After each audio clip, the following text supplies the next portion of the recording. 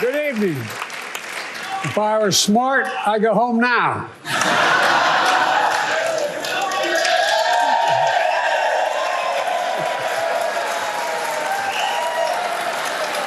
Mr. Speaker, Madam Vice President, members of Congress, my fellow Americans, in January 1941, Franklin Roosevelt came to this chamber to speak to the nation, and he said, "I address you at a moment unprecedented in the history of the Union. Hitler was on the march. War was raging in Europe. President Roosevelt's purpose was to wake up Congress and alert the American people that this was no ordinary time. Freedom and democracy were under assault in the world. Tonight, I come to this same chamber to address the nation. Now, it's we who face an unprecedented moment in the history of the Union. And yes, my purpose tonight is to wake up the Congress and alert the American people that this is no ordinary moment either. Not since President Lincoln and the Civil War have freedom and democracy been under assault at home as they are today. What makes our moment rare is that freedom and democracy are under attack both at home and overseas at the very same time.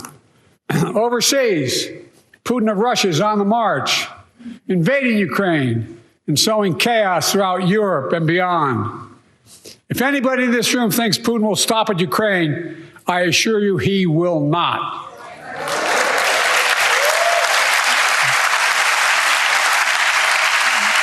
But Ukraine can stop Putin.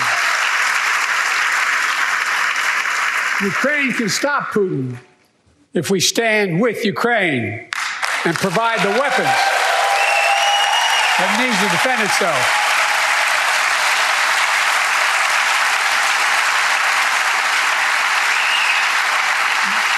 That is all Ukraine is asking. They're not asking for American soldiers. In fact, there are no American soldiers at war in Ukraine, and I'm determined to keep it that way. But now, assistance to Ukraine is being blocked by those who want to walk away from our world leadership.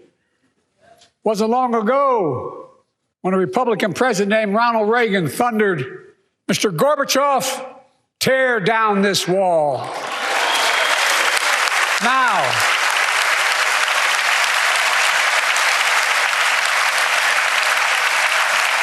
Now my predecessor, a former Republican president, tells Putin, quote, "Do whatever the hell you want." That's a quote. A former president actually said that, bowing down to a Russian leader. I think it's outrageous, it's dangerous, and it's unacceptable.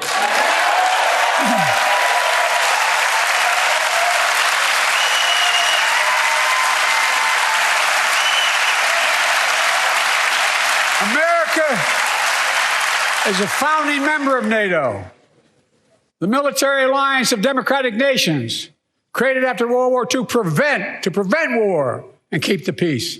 And today, we've made NATO stronger than ever. We welcomed Finland to the alliance last year. And just this morning, Sweden officially joined, and their minister is here tonight. I'm going to stand up.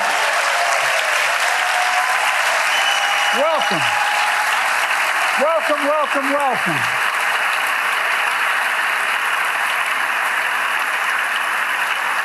And they know how to fight. Mr. Prime Minister, welcome to NATO, the strongest military alliance the world has ever seen.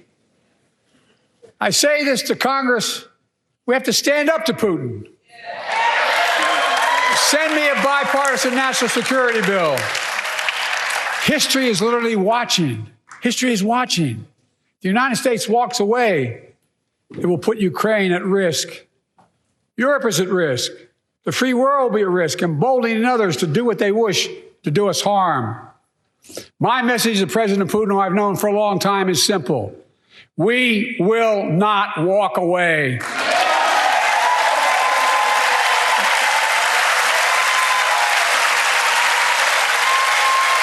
We will not bow down.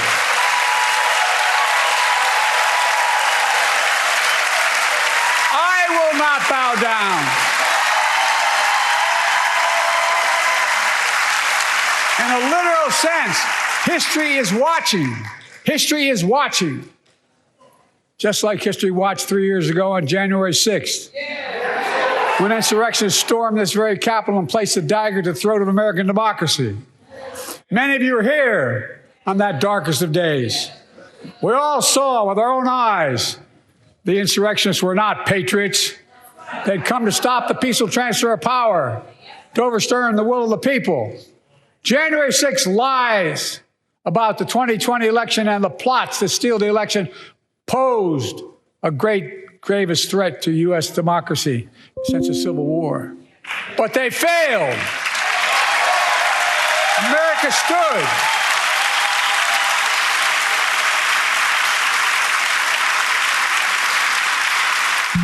America stood strong, and democracy prevailed. We must be honest. The threat to democracy must be defended. My predecessor and some of you here seek to bury the truth about January 6th. I will not do that. This is the moment to speak the truth and to bury the lies. Here's the simple truth. You can't love your country only when you win.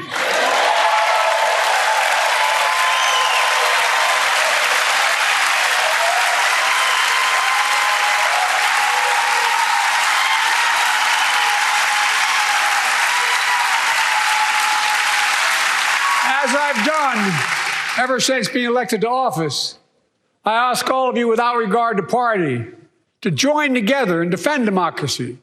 Remember your oath of office is defending against all threats, foreign and domestic. Respect free and fair elections, restore trust in our institutions, and make clear political violence has absolutely no place in America, zero place. Again,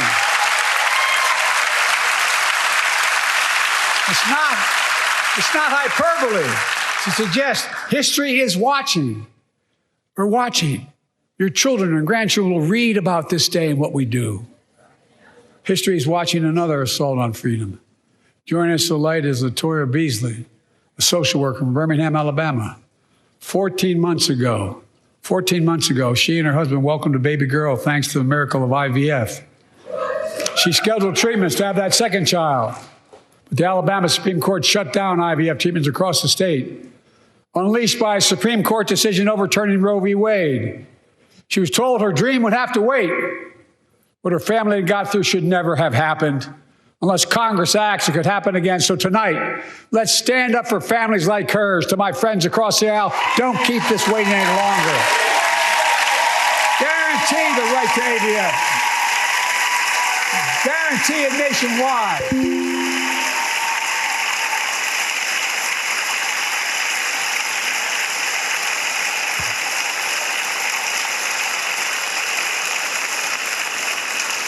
Like most Americans, I believe Roe v. Wade got it right.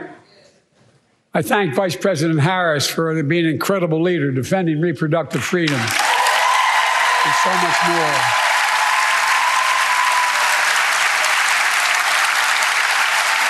Thank you. My predecessor came to office determined to see Roe v. Wade overturned. He's the reason it was overturned, and he brags about it. Look at the chaos that has resulted. Joining us tonight is Kate Cox, the wife and mother from Dallas. She's become pregnant again and had a fetus of a fatal condition. Her doctor told Kate that her own life and her ability to have children in the future were at risk if she didn't act. Because Texas law banned her ability to act, Kate and her husband had to leave the state to get what she needed. What her family got through should have never happened as well, but it's happening in too many others. There are state laws banning the freedom to choose, criminalizing doctors, forcing survivors of rape and incest to leave their states to get the treatment they need.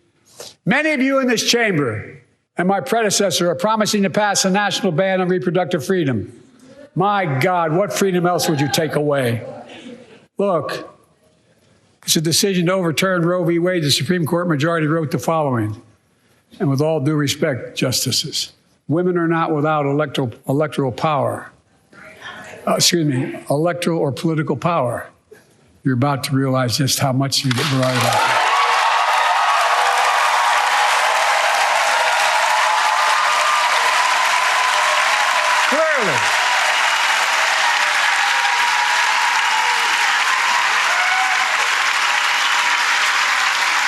Clearly. Those bragging about overturning Roe v. Wade have no clue about the power of women. But they found out when reproductive freedom was on the ballot. We won in 2022 and 2020, and we'll win again in 2024.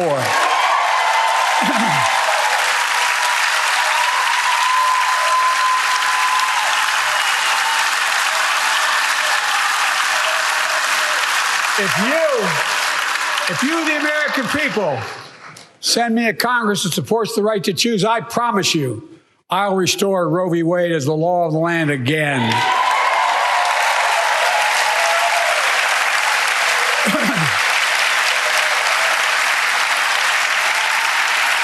Folks, America cannot go back.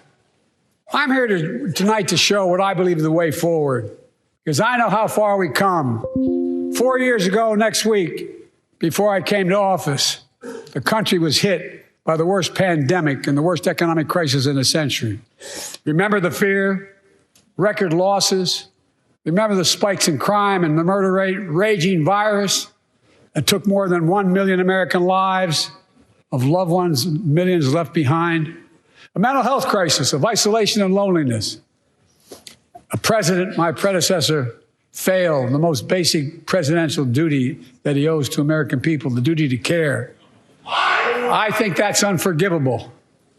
I came to office determined to get us through one of the toughest periods in the nation's history. We have.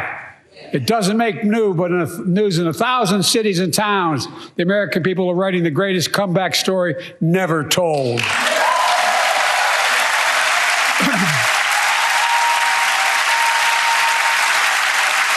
So let's tell the story here. Tell it here and now.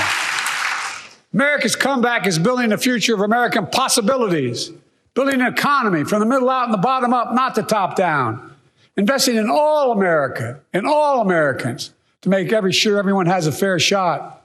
We leave no one behind. The pandemic no longer controls our lives. The vaccines that saved us from COVID are now being used to beat cancer, turning setback into comeback. That's what America does. That's what America does.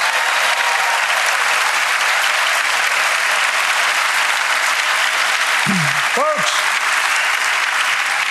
my inherited economy is on the brink. Now our economy is literally the envy of the world. 15 million new jobs in just 3 years, a record, a record. Unemployment at 50-year lows. A record 16 million Americans are starting small businesses, and each one is a literal act of hope. With historic job growth and small business growth for Black and Hispanics and Asian Americans, 800,000 new manufacturing jobs in America and counting. Where is it written we can't be the manufacturing capital of the world? We are, we will. More people have health insurance today. More people have health insurance today than ever before. The racial wealth gap is as small as it's been in 20 years. Wages keep going up. Inflation keeps coming down. Inflation has dropped from 9% to 3%, the lowest in the world, and tending lower.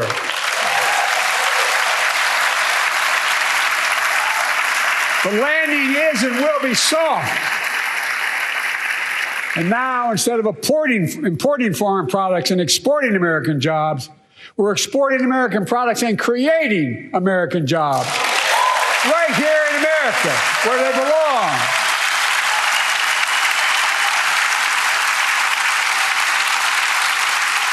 And it takes time, but the American people are beginning to feel it. Consumer studies show consumer confidence is soaring. Buy America has been the law of the land since the 1930s. Past administrations, including my predecessor, including some Democrats as well in the past, failed to buy American. Not anymore. On my watch, federal projects that you fund, like helping build American roads, bridges, and highways, will be made with American products and built by American workers.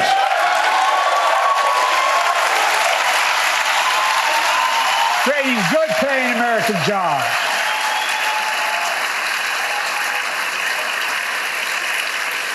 And thanks to our CHIPS and Science Act, the United States is investing more in research and development than ever before. During the pandemic, a shortage of semiconductors, chips, that drove up the price of everything from cell phones to automobiles. And by the way, we invented those chips right here in America. Well, instead of having to import them, private companies are now investing billions of dollars to build new chip factories here in America, creating tens of thousands of jobs. Many of those jobs paying $100,000 a year and don't require a college degree.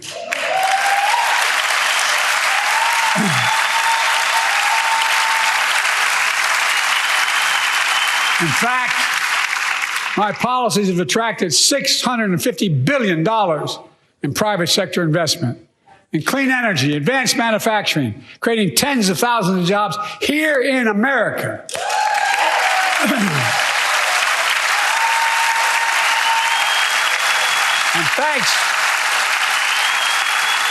And thanks to our bipartisan infrastructure law, 46,000 new projects have been announced all across your communities. And by the way, I noticed some of you strongly voted against it, or they're cheering on that money coming in. I like it. I'm with you. I'm with you. If any of you don't want that money in your district, just let me know. Modernize our roads and bridges, ports and airports, public transit systems. Removing poisonous lead pipes so every child can drink clean water without risk of brain damage.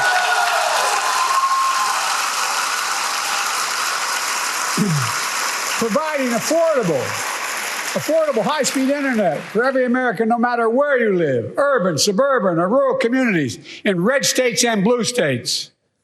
Record investments in tribal communities. Because of my investment in family farms,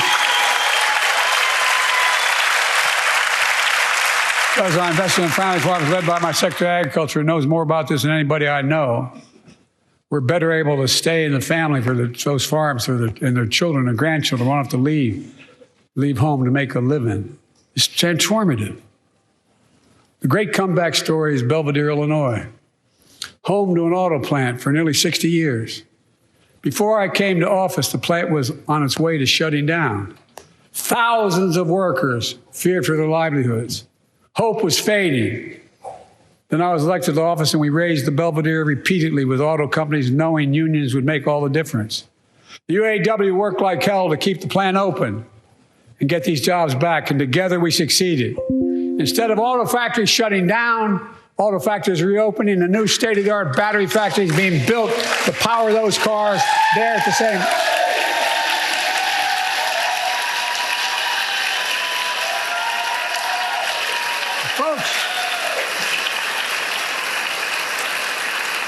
The folks of Belvidere, I say, instead of your town being left behind, your community is moving forward again. Because instead of watching auto jobs of the future go overseas, 4,000 union jobs with higher wages are building the future in Belvidere right here in America.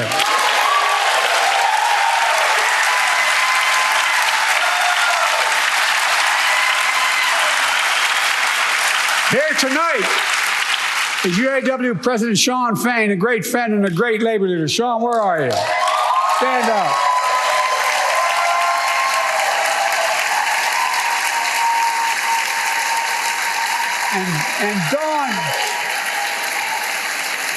And Dawn Sims, a third-generation worker, UAW worker at Belvidere. Shawn, I was proud to be the first president to stand on the picket line, and today, Dawn has a good job in her hometown, providing stability for her family and pride and dignity as well. Showing once again, Wall Street didn't build America. They're not bad guys. They didn't build it, though.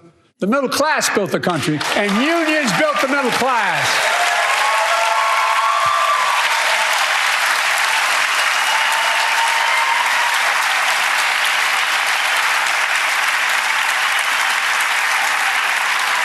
I say to the American people, when America gets knocked down, we get back up. We keep going. That's America.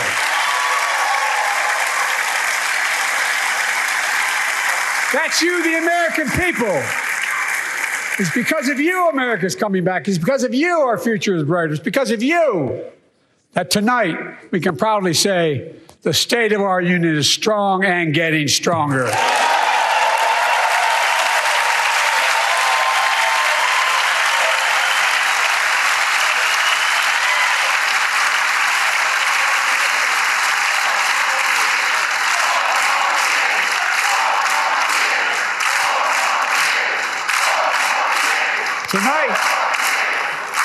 Tonight, I want to talk about the future of possibilities that we can build together.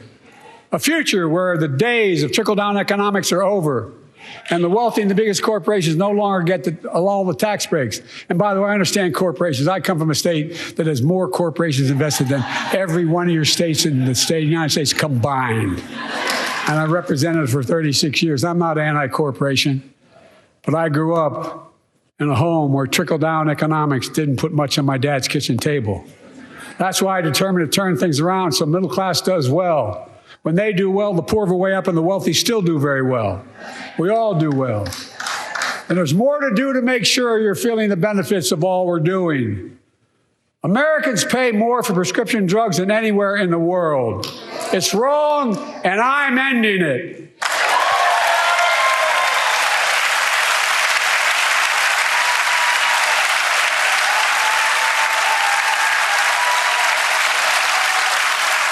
With the law that I proposed and signed, not one of you Republican buddies voted for it.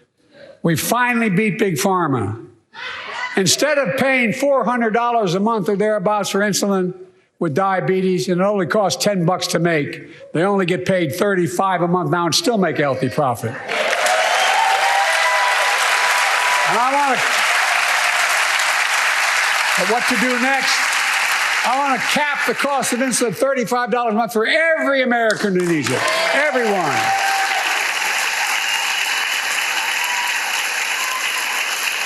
For years, people have talked about it, but finally we got it done and gave Medicare the power to negotiate lower prices on prescription drugs, just like the VA is able to do for veterans. That's not just saving seniors money. It's saving taxpayers money. We cut the federal deficit by $160 billion. Because Medicare will no longer have to pay those exorbitant prices to Big Pharma. This year, Medicare is negotiating lower prices for some of the costliest drugs on the market to treat everything from heart disease to arthritis. It's now time to go further and give Medicare the power to negotiate lower prices for 500 different drugs over the next decade. They're making a lot of money, guys. And they'll still be extremely profitable. Will not only save lives, it will save taxpayers another $200 billion. Starting next year, the same law caps total prescription drug costs for seniors on Medicare at $2,000 a year. Even for expensive cancer drugs that cost $10,000, $12,000, $15,000. I want to cap prescription drug costs at $2,000 a year for everyone. Folks, I'm going to get in trouble for saying that, but if you want to get an Air Force One and fly to Toronto, Berlin, Moscow, and even Moscow, probably. And bring your prescription with you, and I promise you I'll get it for you for 40% the cost you're paying now. Same company, same drug, same place. Folks, the Affordable Care Act, the old Obamacare, it's still a very big deal.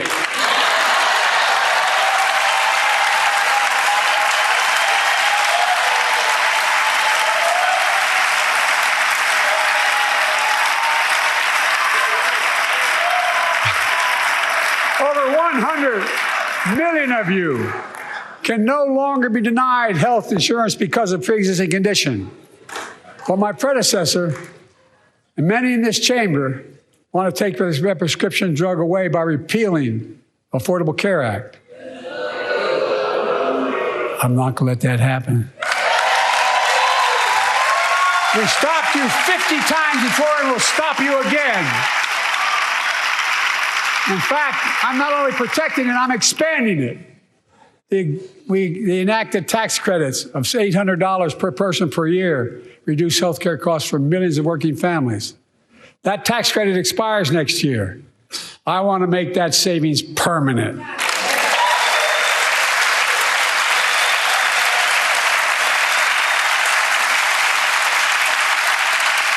To state the obvious, women are more than half our population, but research on women's health has always been underfunded. That's why we're launching the first ever White House initiative on women's health research, led by Jill, doing an incredible job as First Lady.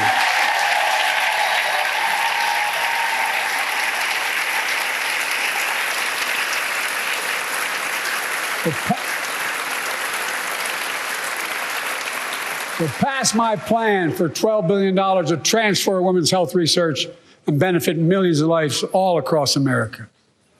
I know the cost of housing is so important to you. If inflation keeps coming down, mortgage rates will come down as well, and the Fed acknowledges that. But I'm not waiting. I want to provide an annual tax credit that will give Americans $400 a month for the next 2 years as mortgage rates come down, to put toward their mortgages when they buy their first home or trade up for a little more space. Just for 2 years.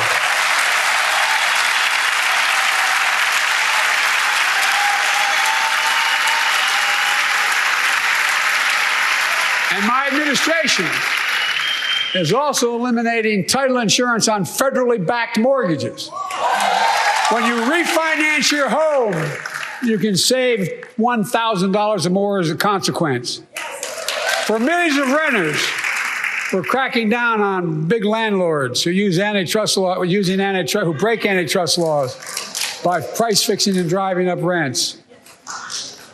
We've cut red tape so builders can get federally financing, which is already helping build a record 1.7 million new housing units nationwide.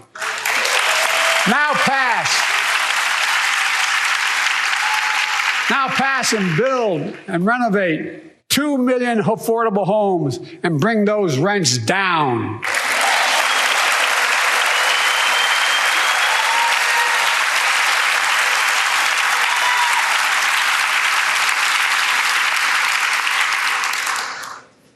To remain the strongest economy in the world, we need to have the best education system in the world.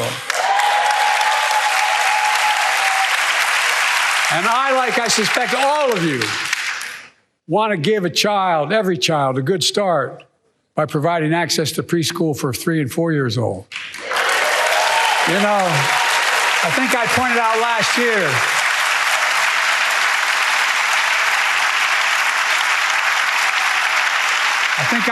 last year, that children coming from broken homes where there's no books, they're not read to, not spoken to very often, start school, kindergarten, or first grade, having heard 1 million fewer words spoken. Well, studies show that children who go to preschool are nearly 50% more likely to finish high school, go on to earn a 2- and 4-year degree, no matter what their background is.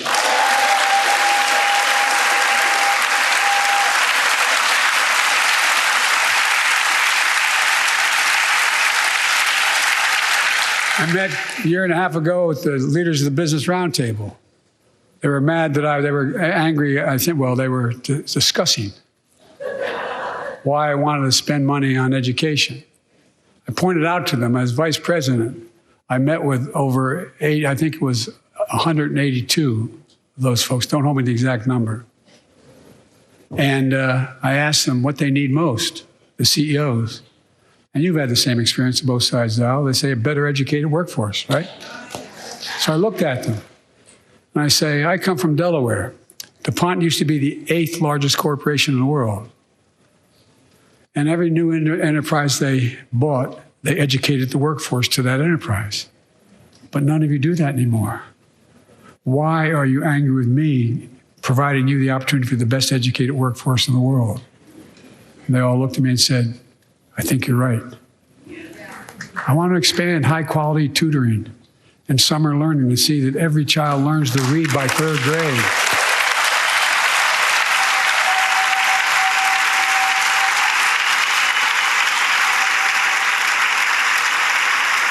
I'm also connecting local businesses and high schools so students get hands-on experience and a path to a good-paying job, whether or not they go to college. And I want to make sure that college is more affordable. Let's continue increasing the Pell Grants to working and middle-class families and increase record investments in HBCUs and minority-serving institutions, including Hispanic institutions.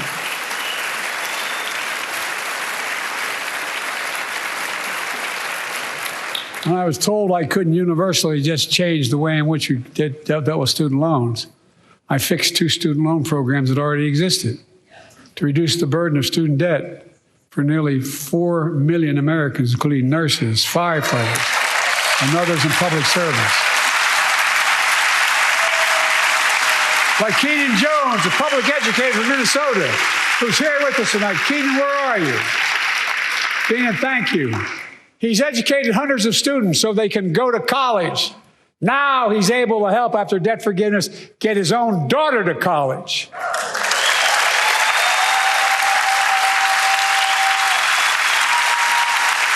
And folks, look,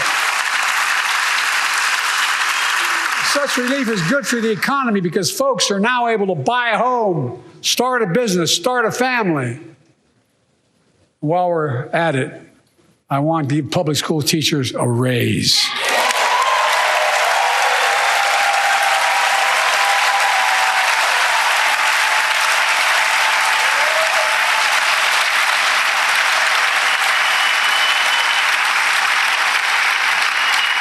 And by the way, the first couple of years, we cut the deficit. Now, let me speak to the question of fundamental fairness for all Americans. I've been delivering real results in fiscally responsible ways. We've already cut the federal deficit. We've already cut the federal deficit over $1 trillion. I signed the bipartisan deal to cut another $1 trillion in the next decade. It's my goal to cut the federal deficit another $3 trillion by making big corporations and the very wealthy finally beginning to pay their fair share.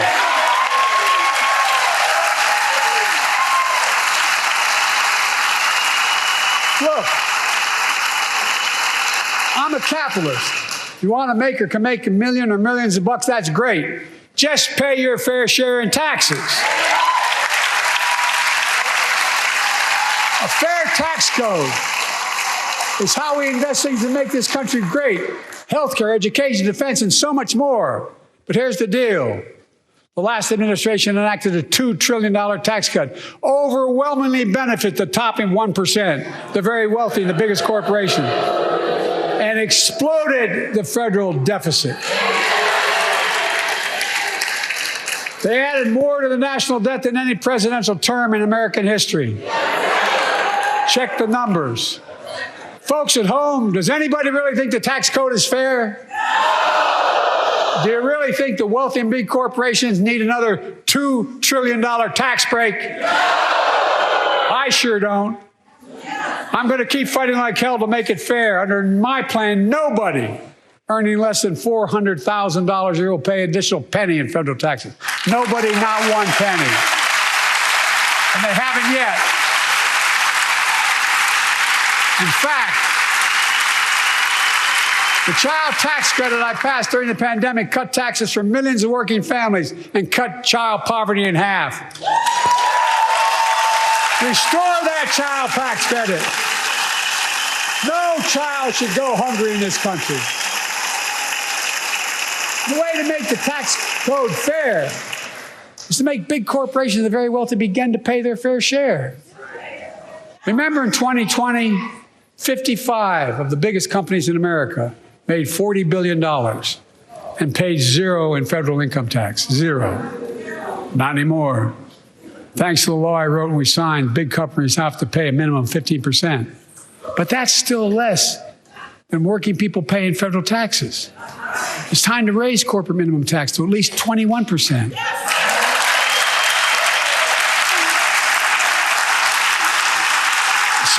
every big corporation finally begins to pay their fair share. I also want to end tax breaks for big pharma, big oil, private jets, massive executive pay when it's only supposed to be $1 million that could be deducted. They can pay them $20 million if they want, but deduct $1 million. End it now. You know, there are 1,000 billionaires in America. You know what the average federal tax is for those billionaires? No. They're making great sacrifices, 8.2%. That's far less than the vast majority of Americans pay. No billionaire should pay a lower federal tax rate than a teacher, a sanitation worker, or a nurse.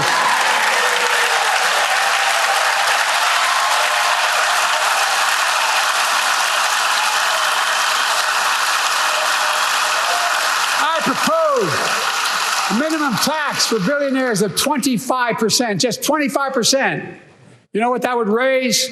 That would raise $500 billion over the next 10 years. And imagine what that could do for America. Imagine a future with affordable child care. Millions of families can get they need to go to work to help grow the economy. Imagine a future with paid leave, because no one should have to choose between working and taking care of their sick family member. Imagine a future of home care and elder care, and people living with disabilities so they can stay in their homes and family caregivers can finally get the pay they deserve. Tonight, let's all agree once again to stand up for seniors. Many of my friends on the other side of the aisle want to put Social Security on the chopping block. If anyone here tries to cut Social Security, Medicare, or raise the retirement age, I will stop you.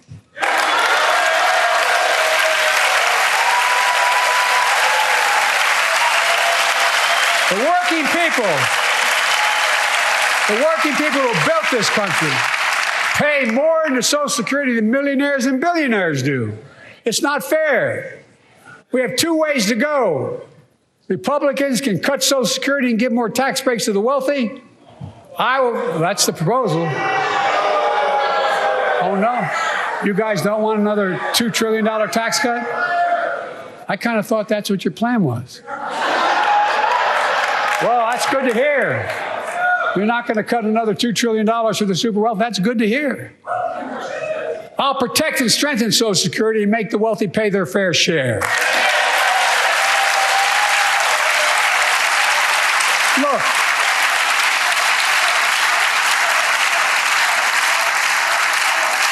Too many corporations raise prices to pad their profits, charging more and more for less and less. That's why we're cracking down on corporations that engage in price gouging and deceptive pricing, from food to healthcare to housing.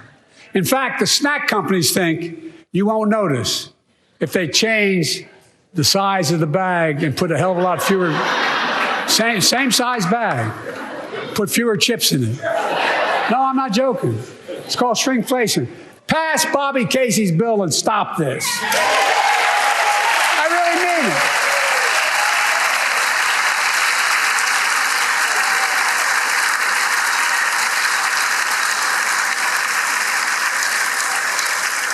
You probably all saw that commercial on Snickers bars. You get charged the same amount, and you got about, 10% fewer Snickers in it. Look, I'm also getting rid of junk fees, those hidden fees at the end of your bill that are there without your knowledge.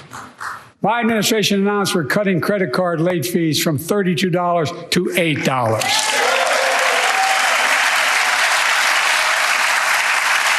Banks and credit card companies are allowed to charge what it costs them to instigate the collection. And that's more, a hell of a lot, like $8 and 30-some dollars. They don't like it. Credit card companies don't like it. But I'm saving American families $20 billion a year with all the junk fees I'm eliminating. Folks at home, that's why the banks are so mad. It's $20 billion in profit. I'm not stopping there. My administration has proposed rules to make cable, travel, utilities, and online ticket sellers tell you the total price up front, so there are no surprises. It matters. It matters.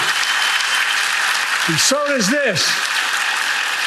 In November, my team began serious negotiation with a bipartisan group of senators.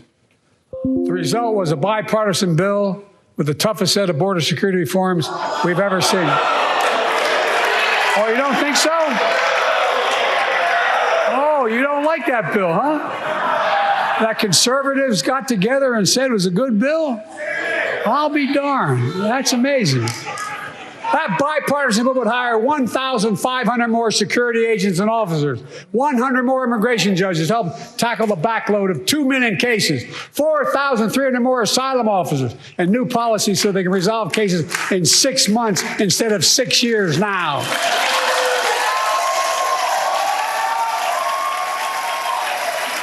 What are you against?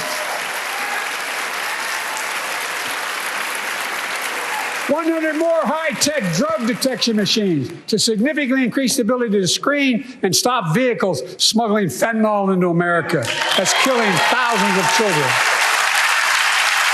This bill would save lives and bring order to the border. It will also give me and any new president new emergency authority to temporarily shut down the border when the number of migrants at the border is overwhelming. The Border Patrol Union has endorsed this bill. The Federal Chamber of Commerce is, yeah. You're saying low. Look at the facts. I know you know how to read.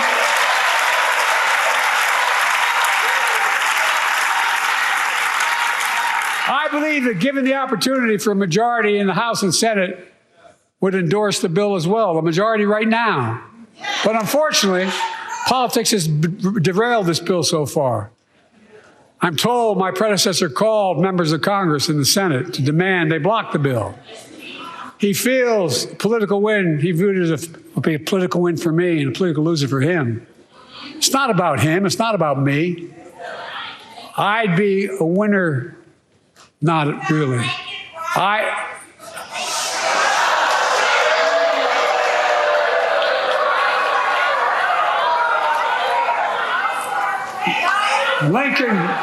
Lincoln Riley, an innocent young woman who was killed by an illegal. That's right. But how many of the thousands of people being killed by illegals? To her parents, I say, my heart goes out to you, having lost children myself. I understand.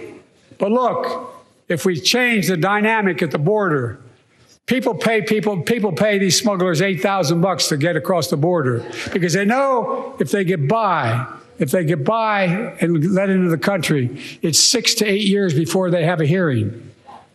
And it's worth taking the chance of the $8,000. But if it's only 6 weeks, the idea is it's highly unlikely that people will pay that money and come all that way, knowing that they'll be able to be kicked out quickly. Folks, I would respectfully suggest my Republican friends owe it to the American people, get this bill done. We need to act now.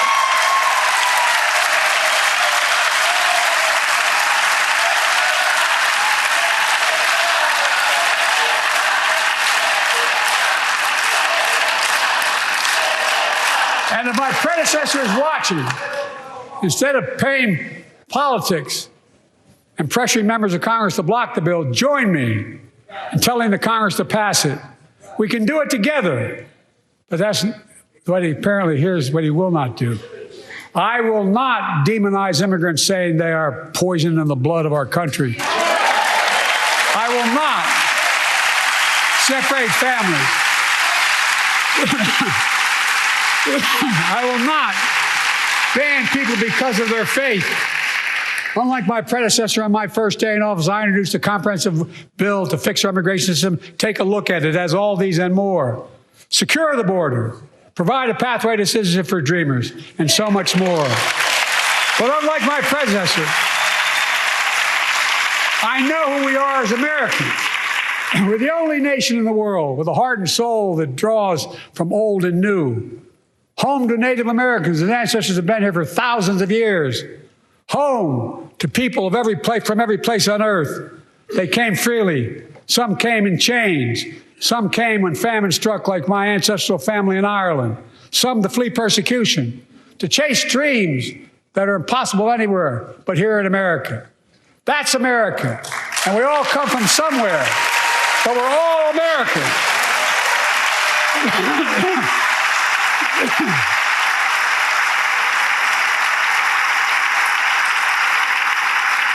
Look, folks, we have a simple choice.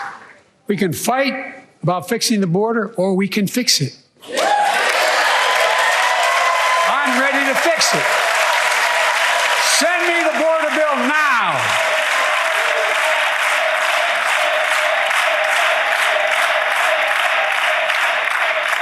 A transformational moment in history happened 59 years ago today in Selma, Alabama. Hundreds of foot soldiers for justice marched across the Edmund Pettus Bridge, named after the Grand Dragon of the Ku Klux Klan, to claim their fundamental right to vote. They were beaten, they were bloody, and left for dead. Our late friend and former colleague, John Lewis, was on that march. We miss him.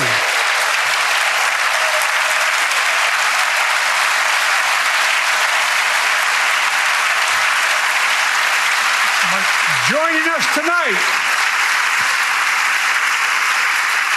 are other marchers, both in the gallery and on the floor, including Betty Mae Fikes, known as the voice of Selma, the daughter of gospel singers and preachers. She sang songs of prayer and protest on that bloody Sunday to help shake the nation's conscience. 5 months later, the Voting Rights Act passed and was signed into law.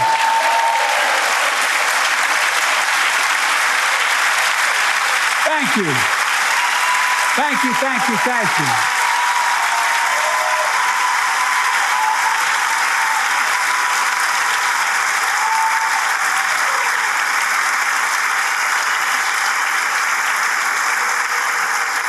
But 59 years later, their forces taking us back in time. Voter suppression, election subversion, unlimited dark money, extreme gerrymandering. John Lewis is a great friend to many of us here. But if you truly want to honor him and all the heroes who marched with him, then it's time to do more than talk. Pass the Freedom to Vote Act, the John Lewis Voting Rights Act.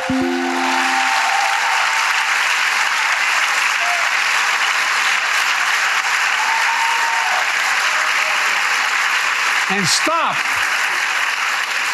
denying another core value of America, our diversity across American life. Banning books, it's wrong. Instead of erasing history, let's make history. I want to protect fundamental rights. Pass the Equality Act. And my message to transgender Americans, I have your back. Pass the PRO Act for workers' rights. Raise the federal minimum wage, because every worker has a right to a decent living more than $7 an hour. We're also making history by confronting the climate crisis, not denying it. I don't think any of you think there's no longer a climate crisis. At least I hope you don't. I'm taking the most significant action ever on climate in the history of the world. I'm cutting our carbon emissions in half by 2030, creating tens of thousands of clean energy jobs, like the IBEW workers building and installing 500,000 electric vehicle charging stations. Conserving 30% of America's lands and waters by 2030. And taking action on environmental justice fence line communities smothered by the legacy of pollution. And patterned after the Peace Corps and AmeriCorps, I launched the Climate Corps to put 20,000 young people to work in the forefront of our clean energy future. I'll triple that number in a decade.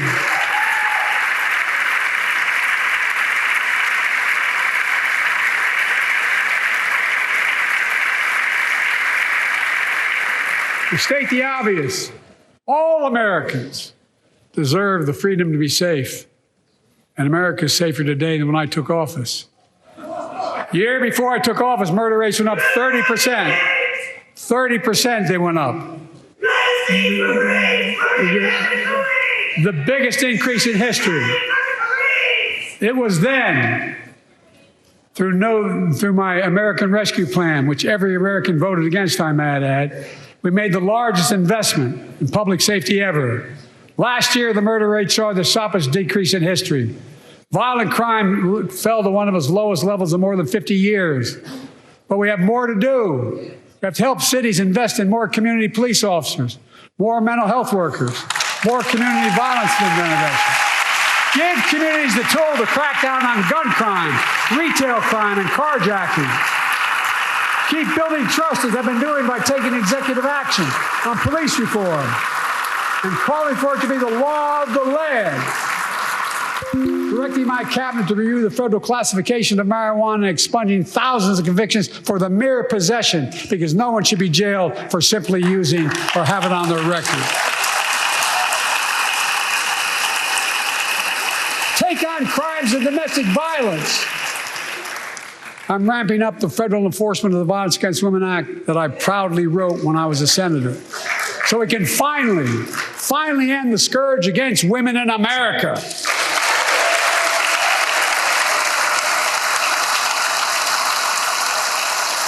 There are other kinds of violence I want to stop. With us tonight is Jasmine, whose 9-year-old sister Jackie was murdered with 21 classmates and teachers in an elementary school in Uvalde, Texas. Very soon after that happened, Jill and I went to Uvalde for a couple of days. We spent hours and hours with each of the families. We heard their message, so everyone in this room, in this chamber, could hear the same message. The constant refrain, and I was there for hours meeting with every family. They said, do something. Do something. Well, I did do something by establishing the first ever Office of Gun Violence Prevention in the White House, that the Vice President is leading the charge. Thank you for doing it.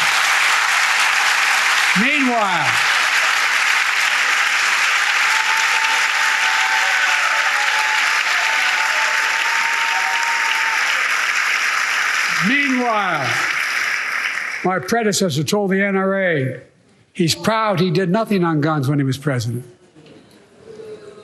Oh. After another shooting in Iowa recently, he said, when asked what to do about it, he said, just get over it. There's his quote, just get over it. I say, stop it. Stop it, stop it, stop it.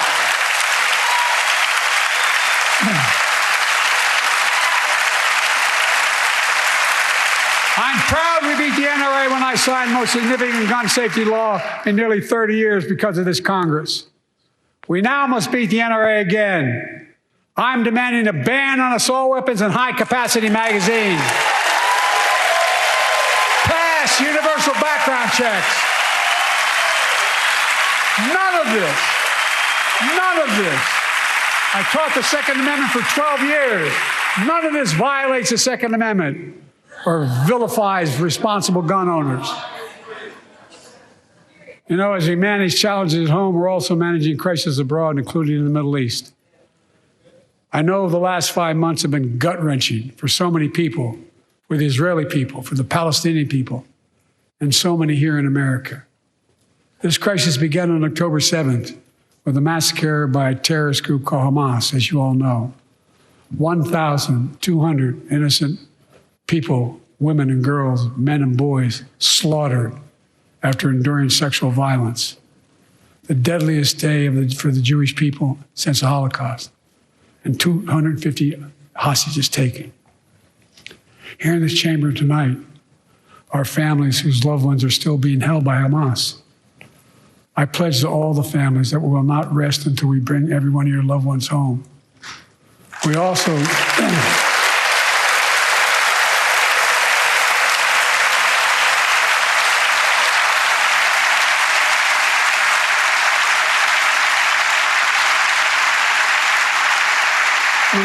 work around the clock to bring home Evan and Paul, Americans being unjustly detained by the Russians and others around the world. Israel has the right to go after Hamas. Hamas ended this conflict by releasing hostages, laying down arms, could end it by releasing the hostages, laying down arms, and surrendering those responsible for October 7th. But Israel has Israel has a added burden because Hamas hides and operates among the civilian population like cowards under hospitals, daycare centers, and all the like. Israel also has a fundamental responsibility, though, to protect innocent civilians in Gaza.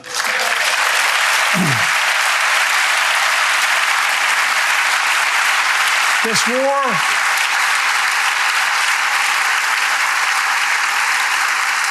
has taken a greater toll on innocent civilians than all previous wars in Gaza combined.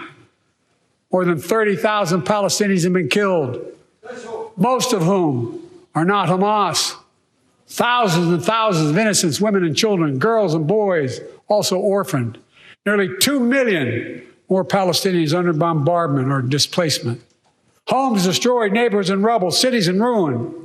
Families without food, water, medicine. It's heartbreaking.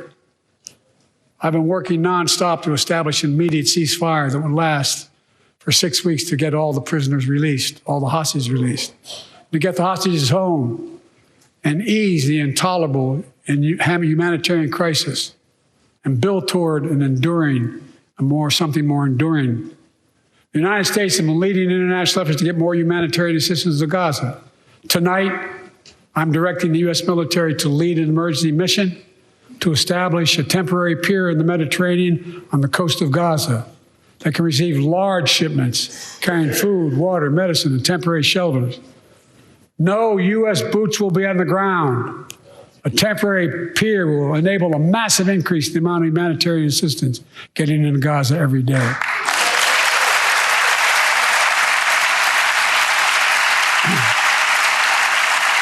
And Israel must do its part. Israel must allow more aid into Gaza and ensure humanitarian workers aren't caught in the crossfire. And they're announcing they're going to have a crossing in northern Gaza. For the leadership of Israel, I say this: humanitarian assistance cannot be a secondary consideration or a bargaining chip. Protecting and saving innocent lives has to be a priority. As we look to the future, the only real solution to the situation is a two-state solution over time.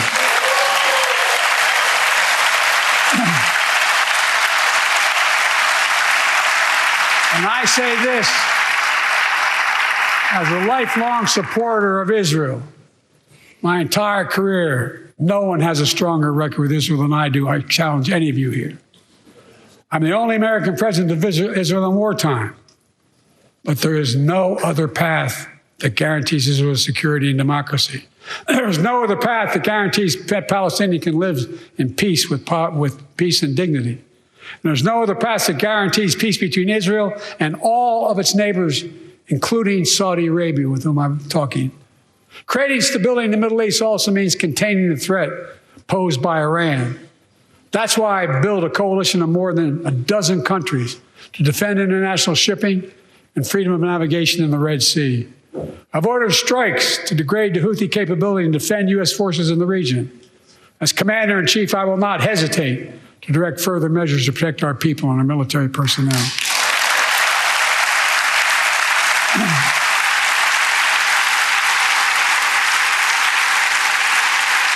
For years, I've heard many of my Republican and Democratic friends say that China is on the rise and America is falling behind. They've got it backwards. I've been saying it for over 4 years, even when I wasn't president. America's rising. We have the best economy in the world. And since I've come to office, our GDP is up, our trade deficit with China is down to the lowest point in over a decade. And we're standing up against China's unfair economic practices. We're standing up for peace and stability across the Taiwan Straits. I've revitalized our partnership and alliance in the Pacific. India, Australia, Japan, South Korea, Pacific Islands. I've made sure that the most advanced American technologies can't be used in China, not allowing to trade them there. Frankly, for all this tough talk on China, it never occurred to my predecessor to do any of that. I want competition with China, not conflict. And we're in a stronger position to win the conflict of the 21st century against China than anyone else, for that matter, than any time as well. Here at home, I've signed over 400 bipartisan bills. There's more to pass my unity agenda. Strengthen penalties on fentanyl trafficking. You don't want to do that, huh? Pass bipartisan privacy legislation to protect our children online. Harness the promise of AI to protect us from peril. Ban AI voice impersonations and more. And keep our truly sacred obligation to train and equip those we send into harm's way and care for them and their families when they come home and when they don't.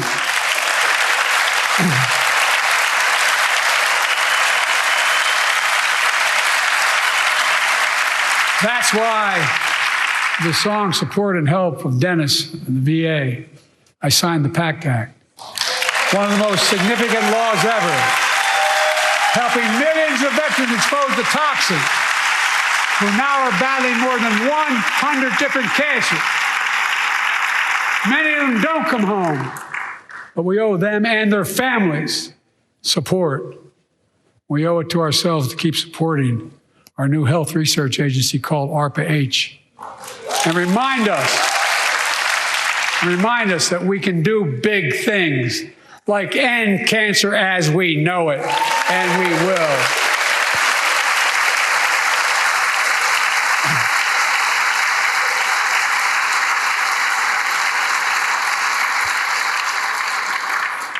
Let me close with this. Yeah.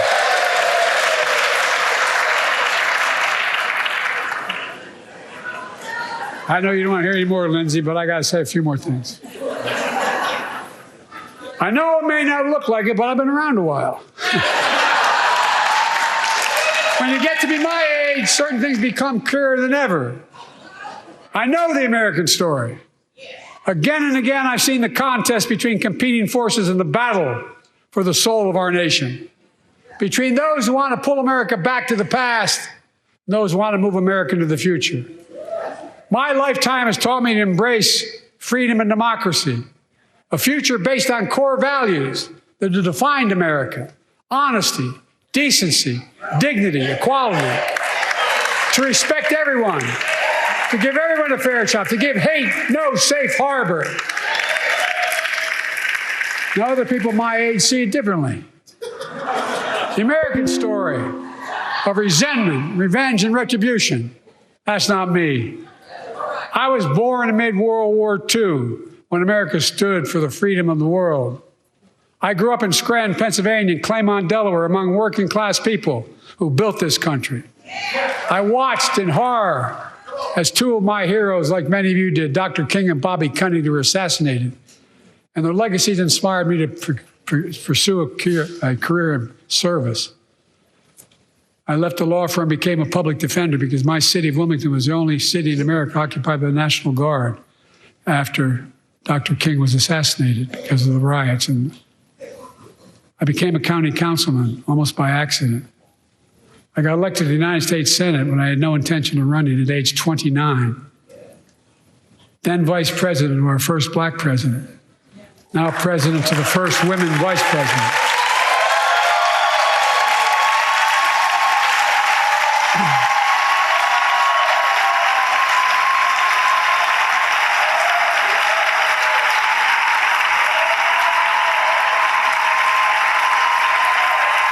In my career, I've been told I was too young. By the way, they didn't let me on the Senate elevators for votes sometimes.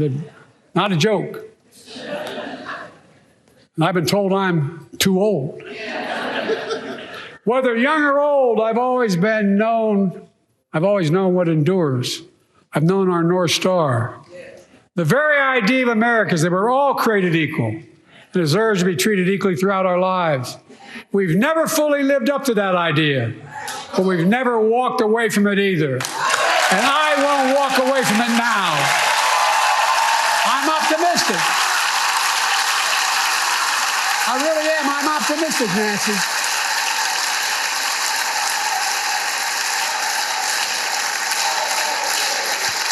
My fellow Americans,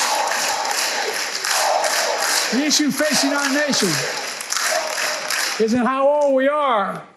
It's how old are our ideas. Hate, anger, revenge, retribution are the oldest of ideas. But you can't lead America with ancient ideas. It'll only take us back. You lead America, the land of possibilities. You need a vision for the future and what can and should be done. Tonight you've heard mine. I see a future where defending democracy, you don't diminish it.